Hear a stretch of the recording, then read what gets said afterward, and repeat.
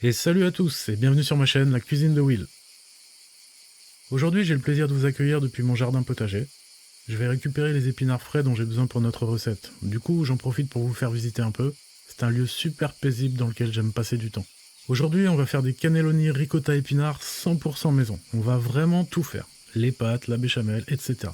Vous allez voir, c'est juste un régal. C'est une recette un petit peu plus longue, un petit peu plus complexe que d'habitude, mais vraiment ça vaut le coup. Alors, petit aparté, pour ceux qui ont la chance d'avoir un jardin, je vous encourage vraiment à faire un potager. Vous aurez des légumes frais de top qualité dont vous connaîtrez la provenance exacte, et en plus, si vous vous débrouillez bien, vous en aurez pour quasiment toute l'année.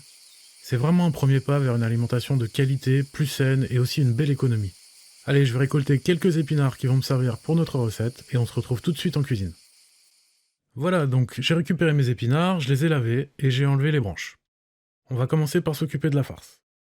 Donc pour ça, on aura besoin d'environ 600 g d'épinards frais, 500 g de ricotta que vous aurez fait sécher au réfrigérateur la veille avec un peu de sel pour qu'elle sèche bien.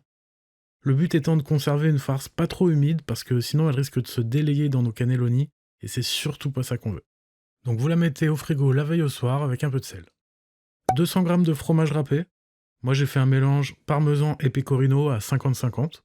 Donc un conseil par rapport à ça, râpez vous-même le fromage, ça va faire une énorme différence. Ensuite, de la chapelure, 2 jaunes d'œufs, 4 gousses d'ail, de l'huile d'olive, du sel et du poivre. Donc on va commencer par faire cuire nos épinards.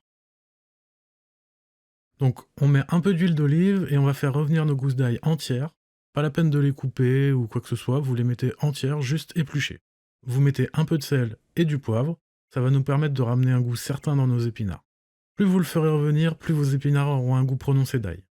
Vous faites attention de ne pas le laisser brûler surtout.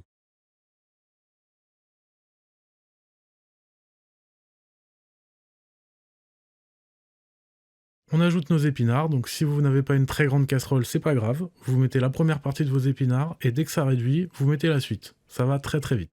On va faire cuire nos épinards pendant quelques minutes, pas trop longtemps car ça va repasser au four ensuite. Donc juste le temps que ça réduise et qu'ils perdent un peu de leur eau. Ensuite, on sale et on poivre. Vous mélangez bien, faut pas que ça brûle bien sûr, et vous laissez tranquillement réduire. Voilà, donc vous avez vu, en quelques minutes, ça réduit énormément. Donc pour information, ça a cuit environ 5 minutes. Et on va sortir tout ça pour que ça refroidisse un peu. Voilà, nos épinards ont un peu refroidi, donc on va les égoutter pour chasser toute l'eau, car il faut vraiment que notre farce ne soit pas trop humide. Pour ça, on va transférer nos épinards dans un torchon propre, et après on va presser et essorer tout ça. Alors surtout, faites-moi plaisir, ne jetez pas le jus que vous récupérez, parce que c'est du concentré d'épinards, c'est ultra bon. Donc conservez-le au frigo pour une autre préparation, ce que vous voulez. Moi j'aime bien faire cuire du poisson blanc par exemple dedans.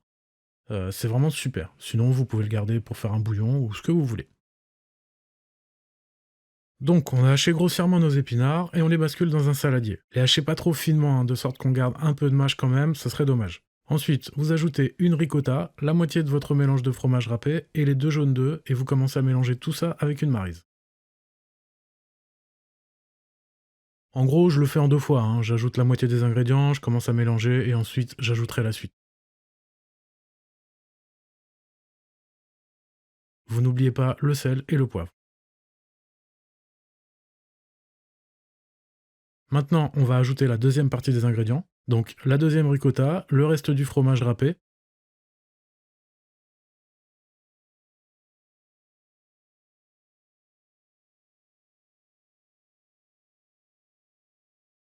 Vous goûtez et vous rectifiez votre assaisonnement si nécessaire. Et vous ajoutez un peu de chapelure pour assécher un peu votre farce. Vous avez bien compris que l'humidité de la farce, c'est un des enjeux de cette recette. Maintenant, on va s'occuper de notre béchamel. Donc comme j'ai déjà expliqué comment la faire sur cette chaîne, je vous remets directement le lien de la vidéo qui s'affiche en haut à droite, et je vous la remettrai également dans la description. Donc juste une petite consigne, vous faites votre béchamel pas trop épaisse, car elle va repasser au four, et vous la réservez le temps qu'elle refroidisse. Maintenant, on va faire nos pâtes fraîches maison. Donc pareil, je vous laisse le lien dans les fiches et dans la description vers la recette, vu que j'ai déjà fait une vidéo pour vous expliquer comment faire.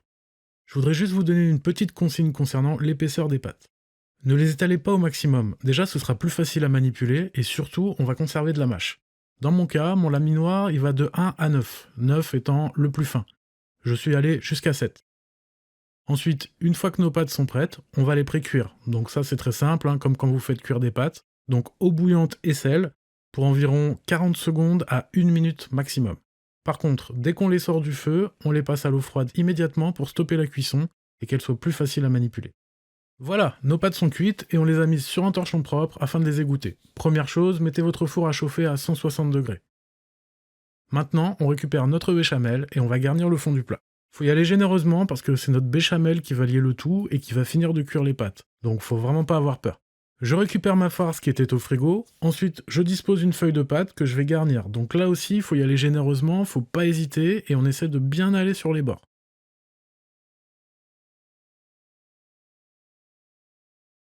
Ensuite on l'enroule et surtout on serre bien. Je vois des gens qui coupent la pâte au ras après un tour pile poil. Pour moi, c'est un peu bête, parce que la pâte est super bonne, et en ajoutant un peu, ça ramène aussi de la mâche. Donc n'hésitez pas à en garder un peu plus. Donc peut-être pas 2 tours, mais un tour et un peu plus. Ensuite, on dispose dans le plat avec la jonction vers le bas. Vous enchaînez comme ça jusqu'à remplir votre plat et en faisant en sorte que ce soit bien serré. Ensuite, on va recouvrir de béchamel. Donc là, je préviens que c'est pas le moment de compter les calories, hein. Faut bien recouvrir car c'est la béchamel qui va permettre de finir de cuire les pâtes. Éventuellement, on bouche les trous et on lisse tout ça. Enfin, on va mettre du fromage râpé, donc moi j'ai pris parmesan et pecorino. Après, en fonction des goûts, vous mettez autre chose, c'est pas un problème. Si j'ai un conseil à vous donner, c'est de ne pas prendre du fromage déjà râpé. Râpez-le vous-même, ça va faire une énorme différence. Maintenant, on va recouvrir notre plat avec un peu de papier d'alu, parce que si on le faisait cuire directement, ça aurait tendance à brûler un peu au-dessus, et c'est pas ce qu'on veut. Donc voilà, on envoie ça au four pour environ 25 minutes. Après 25 minutes, on va retirer le papier alu et on va le remettre un quart d'heure à 180 degrés cette fois-ci, et ensuite 2 minutes au grill si nécessaire. Et voilà, c'est prêt et ça sent super bon. C'est bien grillé et c'est super gourmand. Je peux vous dire que vos proches vont halluciner du résultat et que ça va les changer des lasagnes toutes prêtes. Voilà, si vous avez des questions, n'hésitez pas à me les poser dans les commentaires. J'espère que cette recette vous a plu, et si c'est le cas, merci de me mettre un pouce bleu, de vous abonner à ma chaîne et sur mes réseaux sociaux. A bientôt pour de nouvelles recettes faciles.